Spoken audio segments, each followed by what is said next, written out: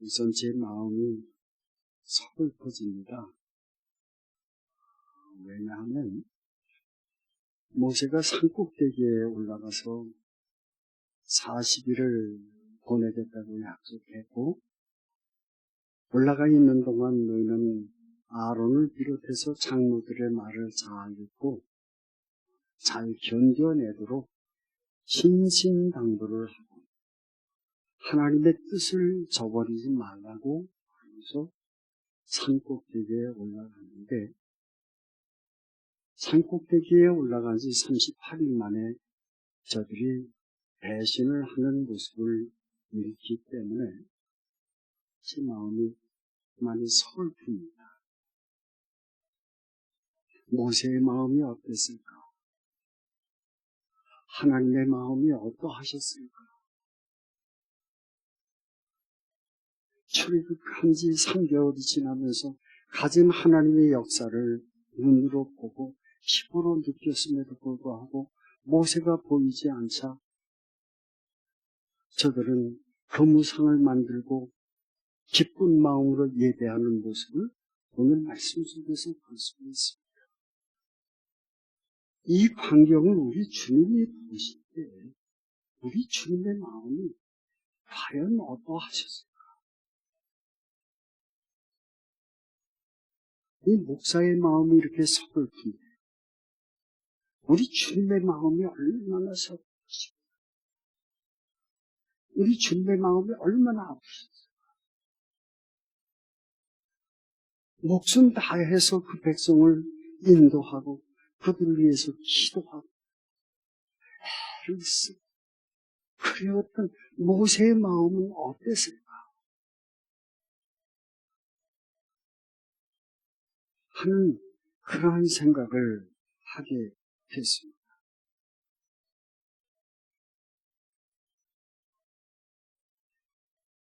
하나님이 눈에 보이는 하나님이 아닙니다. 눈에 보이지 않는 하나님입니다. 제가 창세기 강의할 때도 여러분에게 말씀을 드렸습니다만 아담과 하와가 왜 실패했습니까? 듣는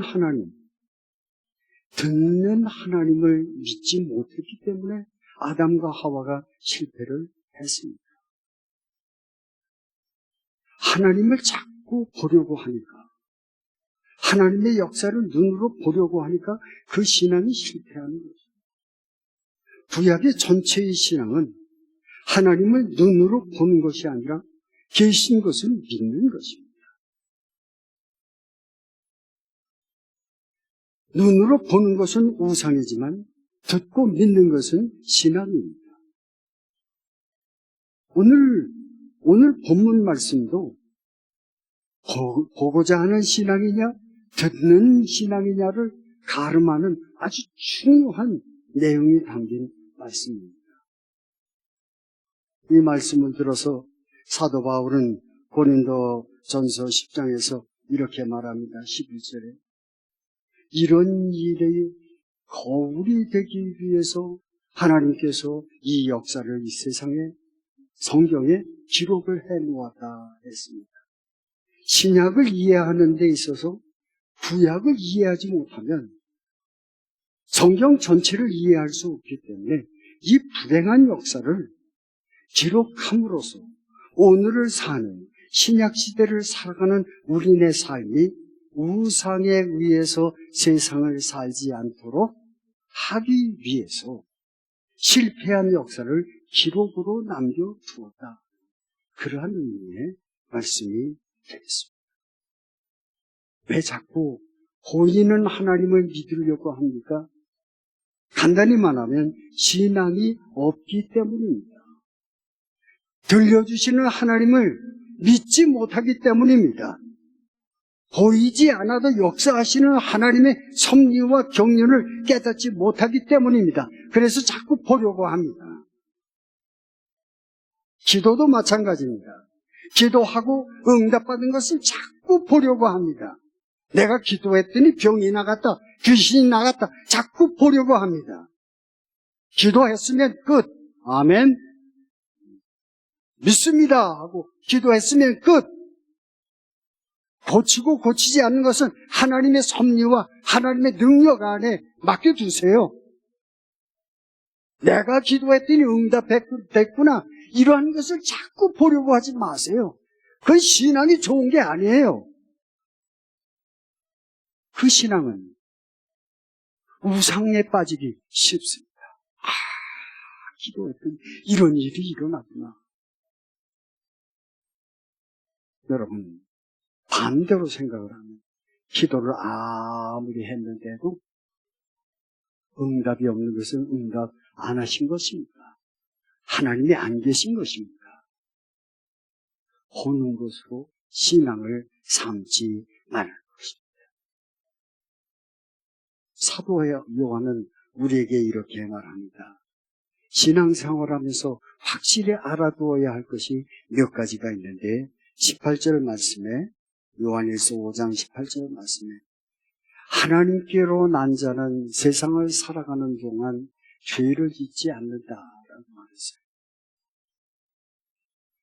하나님께로 난 자는 세상을 살아가는 동안 죄를 짓지 않는다. 죄가 없다는 말이 아닙니다. 이 말의 뜻은 무엇입니까? 거듭난 사람들도 세상을 살아가는 동안에 죄를 지을 수 있지만 이렇게 이스라엘 백성들처럼 하나님을 슬프게 하는 일은 하지 않는다. 하나님을 슬프게 하지 않는다. 내가 죄를 지음으로써 하나님을 슬프게 하지 않는다. 이게 거듭난 사람의 삶이에요. 사마리라는 그러한 말씀입니다. 20절 말씀에 보면 우리가 죄 안에 있는 것을 안다. 예수 믿는 사람, 예수 그리스도의 보혈로 용서함을 받은 것을 확실히 압니다. 그럼에도 불구하고 내가 실수하면 죄를 지을 수 있는 연약한 존재라는 것을 알면서 세상을 산다는 거예요. 예수 믿는다고 완전한 게 아닙니다. 나의 연약함을 인지하고 하나님의 도움을 구하고 하나님의 사랑을 구하고 나를 일으켜 세워주시기를 간절히 소원하면서 살아간다는 그러한 말씀이 되겠습니다. 그리고 하나님을 믿는 우리는 하나님의 기적을 보고 세상을 살아온 우리는 내가 짓는 죄 때문에 우상의 죄 때문에 하나님을 슬프게 해드려서는 안 되겠다. 아멘. 저는 이 본문이 너무너무 슬퍼요. 막 울고 싶어요. 아니 이럴 수가 있나? 도대체 이럴 수가 있나? 우리의 연약함을 우리 자신도 알고 주님도 압니다. 그럼에도 불구하고 내가 오늘도 살아갈 수 있는 것은 주님의 영의 인도 때문이고 주님의 사랑과 일으켜 세우시는 주님의 능력 때문인 줄 믿습니다. 그래서 그 능력을 믿고 살아가는 신앙 생활입니다. 이러한 사실을 알아야 자기의 거룩을 지키며 살 수가 있어요. 주님이 원하는 거룩한 삶을 살아드릴 수 있다는 그러한 말씀입니다. 보세요. 모세가 돌아올 때까지 기다리라 말했는데 1절 말씀에 보면 돌아오는 것을 더딤을 보고 이것이 이스라엘 백성의 마음입니다.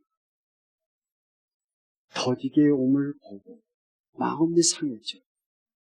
본래 원어의 뜻은 부끄러워하다 이런 뜻입니다. 실망하다 혹은 당황하다 라는 뜻이죠. 백성들의 마음이 모세가 더디움으로 실망으로 가득 차게 됐다는 것이죠. 그 말은 무슨 말입니까? 참을성이 없다는 거예요. 오늘 신약 본문 히브리서 10장에서 뭐라고 그랬어요? 참음으로 구원을 얻는다. 인내함으로 구원을 얻는다고 했어요. 믿음으로 구원을 얻는 것이 아니라 참음으로 구원에 이른다고 말씀하고 있는 것을 볼 수가 있습니다. 보십시오. 유월절 기적을 저들은 경험을 했어요. 장자의 죽음을 봤습니다. 홍해를 건너는 축복을 받았습니다. 구름 기둥과 불 기둥이 인도하는 것을 보았어요. 바위를 깨뜨려서 물을 마시기도 했어요. 하늘에서 양식이 내렸어요. 메추라기 와서 먹었습니다.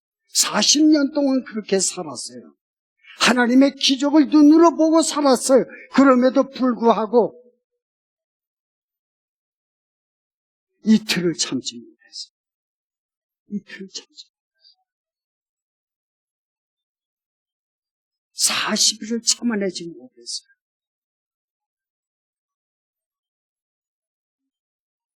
하나님의 역사를 보려고 하는 사람은 끝까지 참을성 있게 인내의 삶을 사는 사람들입니다. 성령으로 거듭난 사람, 하나님의 나라를 마음속에 담고 살아가는 사람은 그 말씀의 힘 따라서 인내하며 세상을 살아가는 사람들입니다. 하나님의 은혜는요, 어렵다고 해서 잊혀지는 것이 아니에요. 한순간에 사라지는 것이 아니란 말입니다. 디모데후서 3장 1절로 4절 말씀에 세상을 살아가는 사람들의 삶의 모습을 쭉 이야기하다가 중간에 모든 사람들은 말세에 이르러서는 조급하며라고 했어요. 왜 그렇게 조급한지. 하나님의 때를 기다리지 못하는 어리석은 죄를 짓는 것을 볼 수가 있습니다. 인내로 구원을 이룹니다. 하나님의 역사를 인내로 경험할 수가 있습니다. 그래서 야고보서 5장 10절로 11절에도 이렇게 말합니다. 너희가 구약에 있는 예언자들을 살펴봐라. 그러면서 쭉 살피면서 저는 이렇게 말합니다. 구약의 예언자들은 모두 다 고난을 받았다. 고난 속에서도 구약의 예언자들은 오래도록 견디는 능력을 가지고 살았다라고 말합니다. 예언자는요, 견뎌내는 사람입니다. 신앙인들은요, 고난이 없는 사람들이 아니라 고난 속에서도 견뎌내는 사람들입니다. 아멘. 우리가 다음 주는 일꾼을 뽑습니다. 제 마음, 제 기도는 오래도록 기도해오면서 인내할 줄 아는 사람, 오래도록 견디는 사람, 그러한 사람들이 되면 좋겠다. 그것이 일꾼을 세우는 목자의 마음입니다. 재산이 많으니까, 재주가 많으니까, 지혜가 많으니까, 아니에요. 오래도록 견뎌낼 줄 아는 사람, 참을성 있는 사람들이었으면 좋겠다. 그런 마음입니다. 그러면서 야고보서는 말합니다. 욥의 인내를 배워라. 욥의 인내를 배워라. 라고 말씀했습니다. 사도 바울은 우리에게 더 중요한 말씀을 합니다. 골로새서 3장 1절과 2절 집에 돌아가셔서 꼭 찾아보시기 바랍니다. 오늘 말씀의 중요한 부분인데 저는 이렇게 말하면 너희가 그리스도와 함께 다시 살리심을 받았으면 너희가 그리스도와 함께 다시 살리심을 받았으면 위의 것을 생각하고 위의 것을 찾으며 살라. 이렇게 말했어요.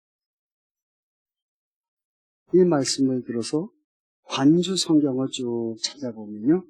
열왕기하 13장 21절 말씀에 가보면 중요한 해석의 말씀이 나와요. 그 말씀이 뭐냐면 엘리사가 죽습니다. 엘리야는 불병거하고 하나님 나라 가지만 엘리사가 죽었어요.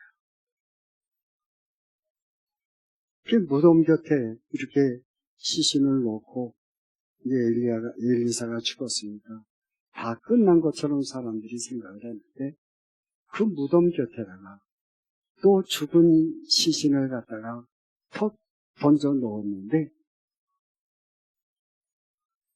엘리사 뼈에 죽은 시신이 닿자마자 그 시신이 살아났어요.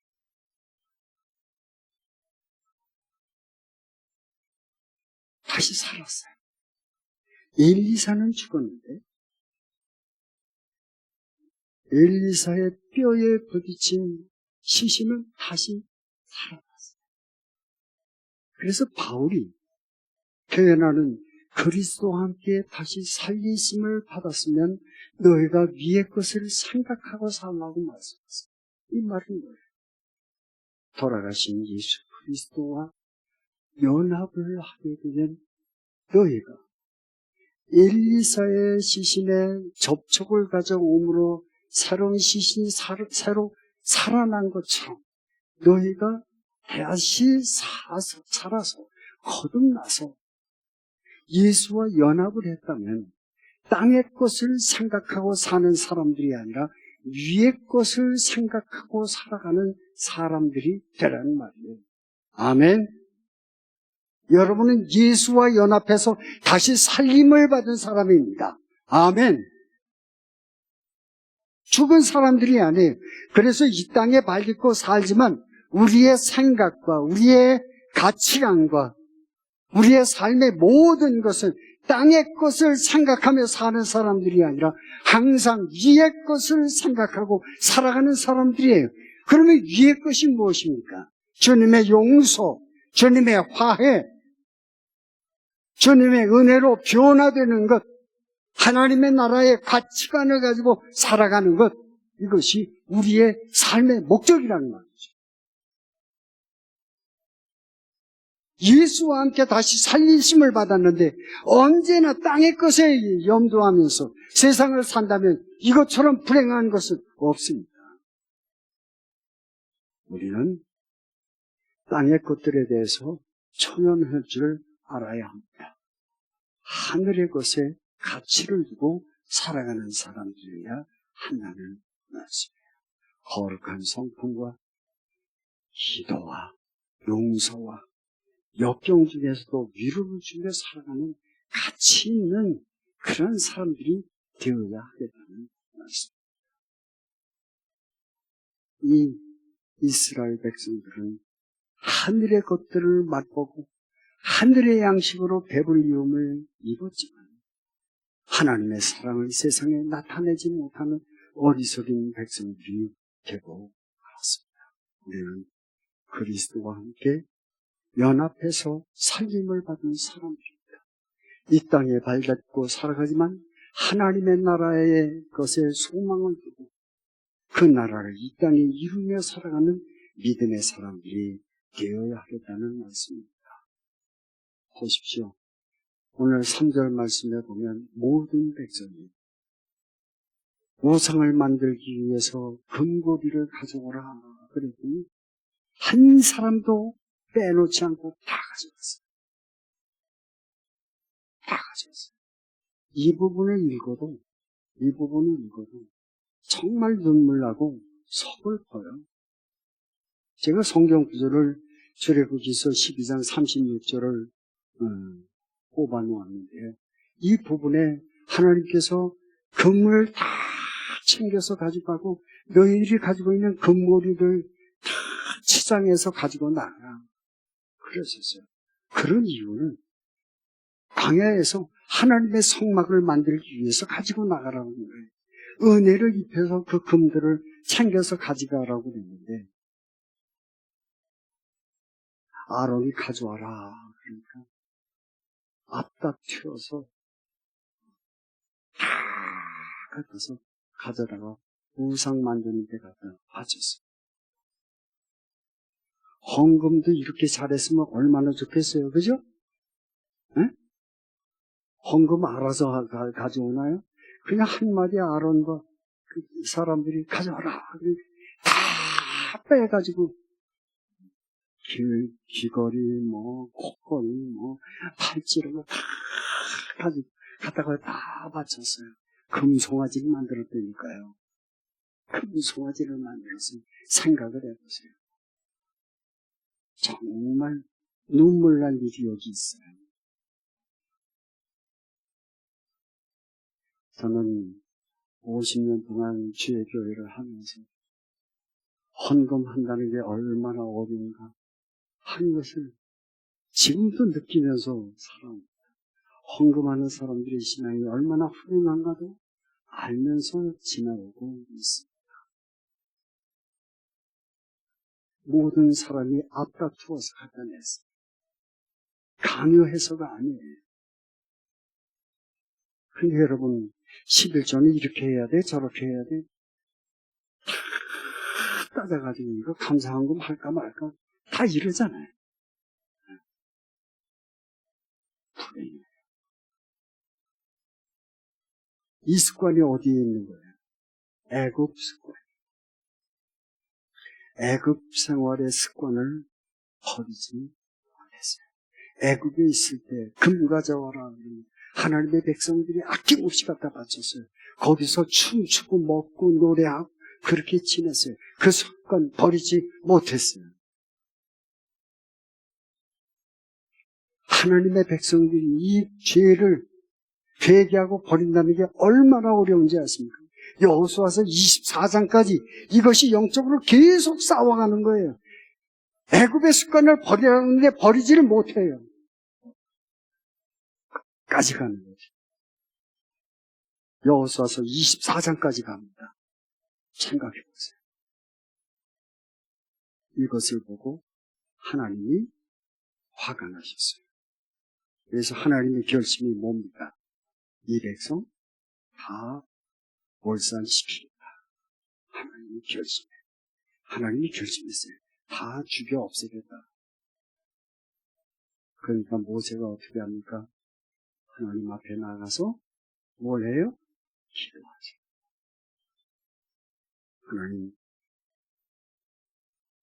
하나님은 엄마와 같은 그런 분이십니다.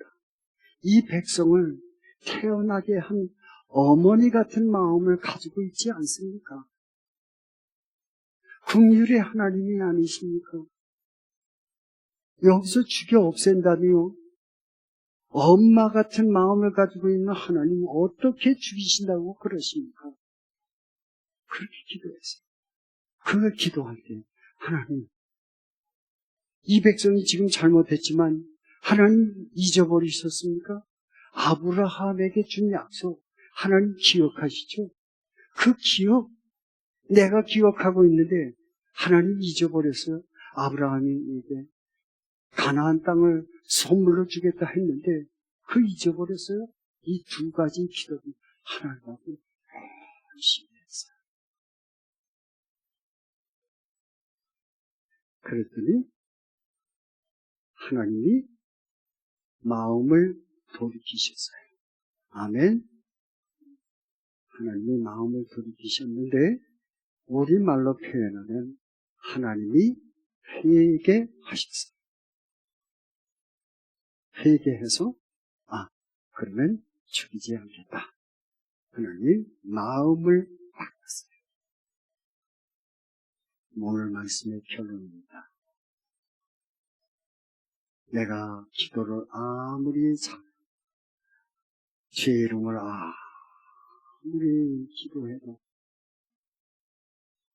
하나님의 응답이 없이는 아무런 효과가 나타날 수가 없습니다.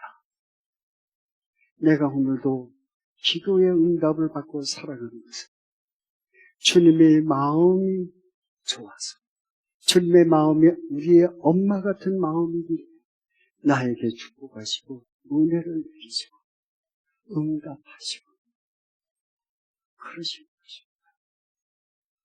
아들을 기억해서 응답해 주시는 것이지 내 기도의 내용이 좋아서 응답하는 것은 아닙니다. 내가 기도하는 날들이 많기 때문에 응답하는 것이 아니에요. 하나님의 마음을 돌이켜서 하나님이 회개해서 나에게 자비를 베풀어 주시기 때문입니다. 그러므로 우리가 쉬지 말고 기도해야 합니다. 하나님이 마음을 돌이키시기 때문에 응답이 있습니다. 이 주간도 이러한 기도의 응답과 변함없는 하나님의 나라의 가치관을 가지고 승리하는 여러분 되어주시기를 주의 이름으로 축복합니다. 기도하시겠습니다.